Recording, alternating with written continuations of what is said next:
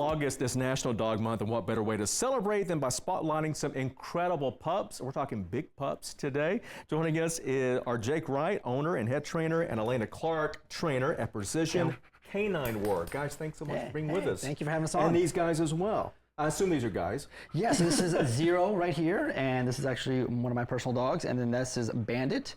He's a Doberman, as we can probably guess. Yeah. Yeah. And so what do you guys mainly do?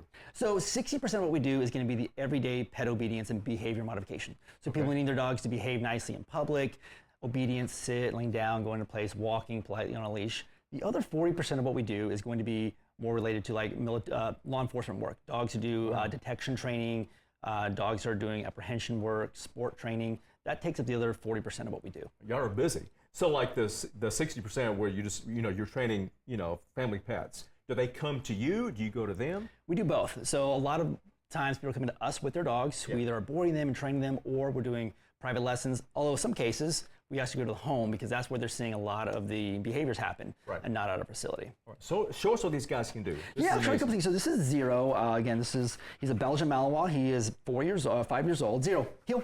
So what I'm going to do with him real fast, Zero, heel, is I'm going to have him look at me for just a second. He works really good for his toy here. So as you can see, this is all he lives for. Out. Good boy. Out. Sit. Heel. Heel. Good boy. Right heel. And he's going to go ahead and just focus on me for a moment. If I drop the toy right there, he's very focused on that, but I can get him to watch back on me. Zero, heel, watch, heel, watch, yes. And then his reward is to go grab it. And so that's a little bit of the tricks that he does. Loves to play tug. He lives for this. Out, out, boy, down. But yeah, that's a little bit of some things I do with him. He's also a dog that I do a lot of demonstrations with for law enforcement and for obedience as well. So will he go out into the real world and do the stuff like? Yeah, so right now he's in training to be a bomb detection canine. So that is what he's currently doing.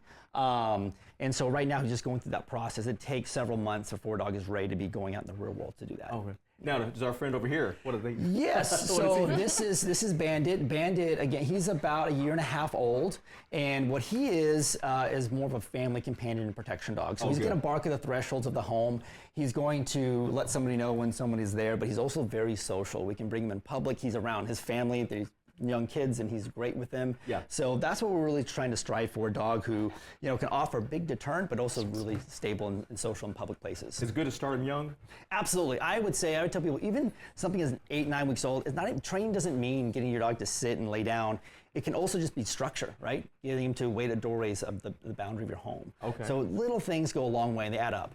Am I okay to Absolutely. Hey, Bree, come here. He's thinking about his toy right now. So I don't have a toy. Yeah, exactly. Right now you don't exist. He's thinking about. There we go. He's thinking about his toy. Yeah, but he's super friendly, super social dog. He loves being out play. Yeah, he's going to give you some affection right now. Yeah.